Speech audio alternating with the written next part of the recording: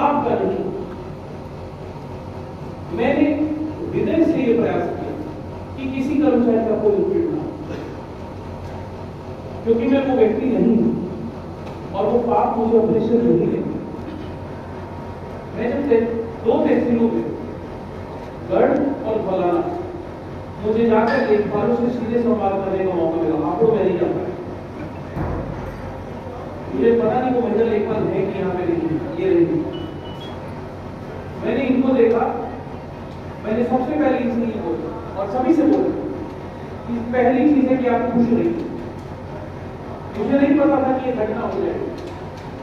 मैंने पहली चीज बोली कि पहली प्राथमिकता ये है कि आप खुश रहिए, आप तनाव में मत आना। मौलाना तहसील के लेखपाल नहीं करते। मौलाना तहसील के लेखपालों से मैंने बोला कभी किसी फर्जी शिकायतकर्ता से मत डरना, कभी किसी के दबाव में मत आना। तुम्हारे खिलाफ यदि कोई व्यक्ति दलाली की नीयत से शिकायत कर रहा है, उसकी चिंता मत करना। क्या ये बात मैंने मौलाना तहसील में नहीं बोली? क्या गढ़ में मैंने ये बात नहीं बोली थी कि आप इस बात की चिंता मत करना?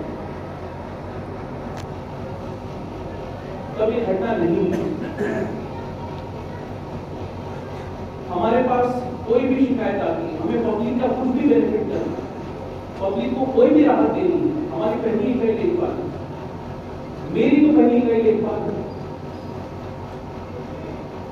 अगर मेरे और आपके बीच में अविश्वास रहा तो फिर मैं काम नहीं कर पाऊंगा। अगर आपको मेरे ऊपर यह भरोसा नहीं रहा कि मैं सही नीयत से काम कर रहा हूं तो मैं काम नहीं कर पाऊंगा। मैं इससे पहले ज्वाइंट मजिस्ट्रेट रह चुका हूं। क्या आज से 3 महीने पहले किसी ने आपसे ये कहा था कि यदि गांव में आप कोई काम करने जा रहे हो और वहां पे शांति व्यवस्था में कोई दिक्कत हो रही या फिर कोई व्यक्ति आपके साथ बदतमीजी कर रहा है, आप स्वयं 107/16 की रिपोर्ट एसडीओ को दें? राज्यसभा की सूचना की परंपरा बंद हो गई। मैंने बार-बार एसडीओ से बोलकर उसको चालू करा कि आपके साथ आपकी शासकीय कार्यों के दायित्व के निर्वहन में कोई बदतमीजी ना करे, कोई फर्जी शिकायत करके आपको परेशान ना करे। मैं 20 से ज्यादा सवालों में गया, कहीं पर कोई कार्रवाई नहीं हुई।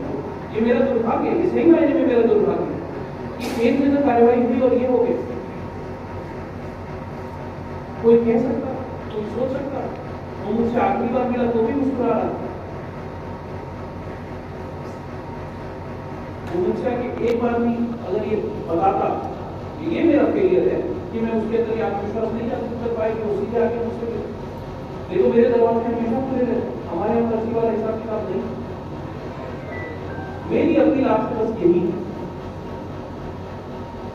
कि आप एक बार व्यक्तिगत तौर पर ये जरूर सोचें कि एक व्यक्ति के तौर पर आप मेरा क्या मूल्यांकन करते हैं, मैं किस पद पे हूँ, मैं क्या कार्य कर रहा हूँ, वो महत्वपूर्ण नहीं। एक व्यक्ति के तौर पर यदि आपको मेरी नीयत ईमानदार लगती है और आपको लगता है कि मैं परम पीड़ित रसिक व्यक्ति नहीं हूं, मैं बिल्कुल नहीं हूं परम पीड़ित रसिक व्यक्ति, आपको पीड़ा देकर मुझे कदापि कभी आनंद नहीं आएगा। मेरी बनावट वैसी नहीं, मेरा डीएनए वैसा नहीं। आप एक बार अपनी अंतरात्मा से ये सवाल जरूर पूछें और आप ये जरूर पूछें कि जो हमारा साथी गया है उसके जाने से मुझे कितना दूर है, तो शायद ये जो हमारे बीच में भरोसे की खाई बन गई ये बंद हो गई। मुझे भी अपनी नेतृत्व क्षमता का आकलन करना होगा। मेरे लिए भी अब ये बात सोचने लायक कि भाई हमारा कर्मचारी सीधे हमारे पास क्यों नहीं आए। मैं 2 रातों से सोया नहीं।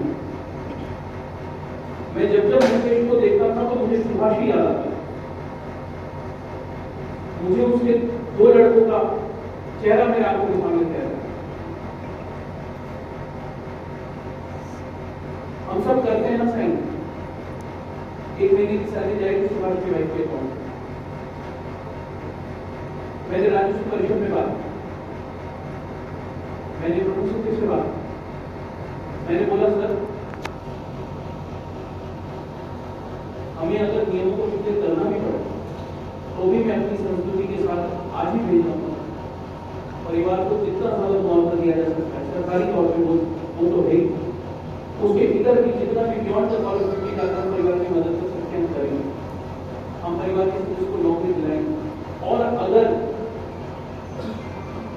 इस बात में सच्चाई है कि हमारे कर्मचारी को किसी ने इतना उत्पीड़ित किया कि उसको ये कदम उठाना पड़ा, तो ये मेरा आपसे वादा है, वो आदमी बख्शा नहीं जाएगा।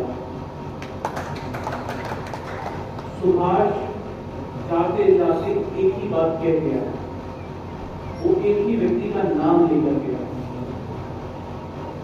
ये अगर हुआ है तो वो आदमी बख्शा नहीं है।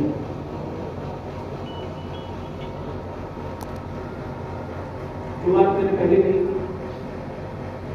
मेरा मूल्यांकन आप एक अधिकारी के तौर पर मत करें। एक अधिकारी के तौर पर मैं क्या कर सकता हूं, क्या नहीं कर सकता हूं, इसकी सीमाएं तय हैं। एक व्यक्ति के तौर पर मेरा मूल्यांकन करता हूं। मैं कदापि वो अधिकारी नहीं बनना चाहता जिसका अपने कर्मचारियों के साथ तालमेल नहीं है। हाँ, ये बात बिल्कुल सत्य है कि हम भ्रष्टाचार की खिलाफ कार्रवाई करेंगे, बिल्कुल करेंगे। आप में से कोई दूसरे असहमत थोड़ी।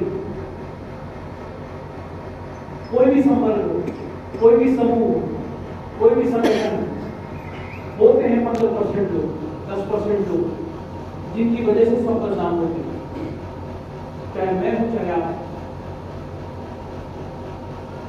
जिनकी वजह से संवर्ग की